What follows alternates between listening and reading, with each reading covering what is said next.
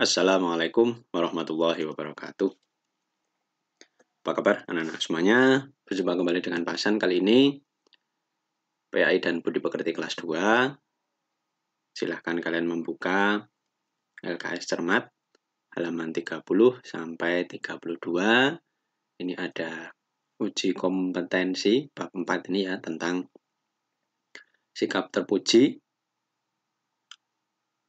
Pak Hasan akan membahas ini, kalian bisa sambil mengisi di LKS kalian sebagai persiapan untuk menghadapi ujian semester yang sebentar lagi akan kita laksanakan. Ini dia yang Romawi 1, berilah tanda silang. Nomor 1, tolong menolong dilakukan dalam hal kebaikan. Yang baik-baik boleh saling menolong. Kalau kejahatan atau keburukan, kita tidak boleh saling menolong. Saling menolong pada perbuatan mencuri itu ya, tidak boleh. Ya, korupsi apalagi ya. Dan lain sebagainya yang jahat-jahat tidak boleh. Tapi kalau kebaikan ya, misalnya membersihkan kelas, itu boleh, karena itu baik. 2, menolong korban banjir ini juga baik. Dan gempa ya, menolong korban banjir dan gempa termasuk perilaku terpuji. Nah, ini kebaikan, menolong dalam kebaikan, karena orang yang kena banjir atau gempa ya, jadi korban itu ya harus mendapatkan pertolongan. 3, tolong menolong dalam perbuatan dosa dalam Islam dilarang. Ya, tidak boleh. Ya. Perbuatan dosa itu ya perbuatan jahat. Itu ya. 4, perbuatan menolong sebaiknya didasari dengan hati ikhlas. Ya, tidak boleh meminta imbalan ya, namanya menolong ya ikhlas dengan kerelaan hati, tidak malah pengen dapat imbalan ya. 5, terhadap teman yang tertimpa musibah, ya musibah itu ya bencana, kamu harus menolong ya. Ada teman yang terkena musibah, misalnya banjir ini ya, atau gempa, rumahnya rusak misalnya, ya kita tolong. 6, membentuk kelompok belajar adalah bentuk kerjasama. Nah, ini tentang kerjasama. Sikap terpuji juga, ya kerjasama juga harus dalam kebaikan. Membentuk kelompok belajar adalah bentuk kerjasama di sekolah. Ya, ini tentang kerjasama bisa di rumah atau di masyarakat. Nah, kalau ini kelompok belajar ini ya di sekolah. Nomor berikutnya, perhatikan gambar berikut. Ini sepertinya gambar bersih-bersih ya. Gambar di samping menunjukkan perilaku kerja sama. Ada yang membersihkan ini, ada yang membersihkan ini, dan seterusnya ya. 8, perhatikan gambar berikut. Ada gambar 1, 2, 3 ini. Perilaku kerjasama ditunjukkan pada gambar nomor 3 ini ya. Ini juga kerjasama ya. Di sini gambarnya kurang jelas. 9, Allah menyukai orang yang suka tolong menolong. Allah cinta pada orang yang tolong menolong. Tentu saja, sekali lagi, dalam kebaikan. 10, jika orang tua meminta pertolongan sebaiknya dilaksanakan. Kamu dimintai tolong ayah atau ibu ya, kamu laksanakan. 11, jika ada teman yang kesulitan, kamu harus menolong. Nah, kesulitan macam apa dulu ya yang kita tolong. Dan kesulitan ketika ujian akhir semester atau TKM misalnya, dia sulit kok kita tolongi, kita kasih tahu jawabannya, ya tidak boleh.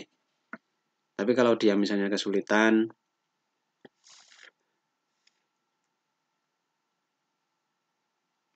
misalnya tidak bawa setip, atau dia sedang kesulitan karena dalam pelajaran gitu ya, itu bisalah kita kasih tahu itu, asalkan tidak ketika ujian. 12, membantu orang kurang mampu merupakan perbuatan terpuji. Terpuji itu baik ya. 13. Tugas yang diberikan guru harus dikerjakan. Ya dikerjakan, ya dijawab atau ditulis gitu ya. 14. Orang yang menolong orang lain hidupnya bahagia. Jadi senang hidupnya ya. Bukan malah sedih. 15. Orang yang membuat orang lain bahagia, Allah akan melipat gandakan rezekinya. Ya hartanya maksudnya ya, tapi lebih bagusnya rezeki. Bukan cuma harta. Rezeki itu macam-macam, tidak cuma harta ya. 16. Manusia diciptakan sebagai makhluk sosial. Sosial ya pasti punya teman, pasti butuh orang lain, itu namanya sosial. 17. Manusia adalah makhluk sosial. Manusia selalu memerlukan bantuan orang lain. Ya pasti itu ya. Nggak bisa kok hidup sendirian terus gitu ya, nggak bisa. Dia makan pasti butuh orang lain yang membuat makanan. Bisa buat sendiri ya bisa, tapi misalnya nasinya, berasnya dari orang lain. Masuk dia tanam sendiri? Kan tidak. Ya, maksudnya seperti itu. 18. Kerjasama dalam masyarakat disebut juga gotong royong. Nah, ini sering mungkin kita lakukan setiap hari Minggu oleh bapak atau kakak kalian yang sudah dewasa itu ya. Atau bisa juga di sekolah, itu juga bisa ada gotong royong misalnya. Dulu ya, sebelum pandemi itu ya kadang ada kerja bakti atau gotong royong membersihkan lingkungan sekolah, cabuti rumput, bersih-bersih yang lain gitu toh. Kemudian nomor 19. Kerjasama harus dilandasi semangat kekeluargaan ya, sesama keluarga, bukan perselisihan, bukan persaingan. 20. Dengan kerjasama akan mempererat kerukunan, nanti rukun, damai, tidak ada permusuhan. Oke, berikutnya ini yang Romawi 2, istilah titik-titik ya. 1. Dengan kerjasama pekerjaan menjadi mudah, menjadi ringan. Yang tadinya berat, susah, jadi ringan, jadi mudah. 2. Kerjasama dalam kebaikan membuat hidup menjadi nyaman, bahagia, senang gitu ya, karena kerjasama itu cepat selesai pekerjaannya.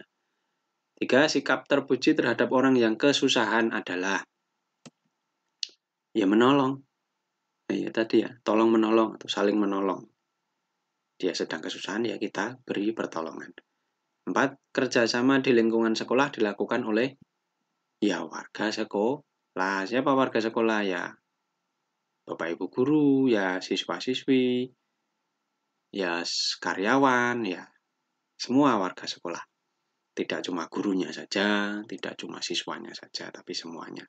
5. Saat mendapat jadwal piket, sebaiknya kamu berangkat lebih awal. Ya, karena harus dibersihkan kelasnya ya, kamu berangkatnya lebih awal.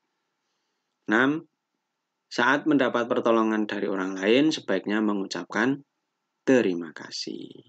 Alhamdulillah. 7.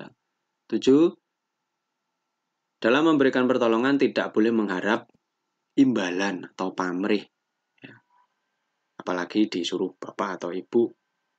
Ya jangan sampai kok terus-terusan meminta upah, ya.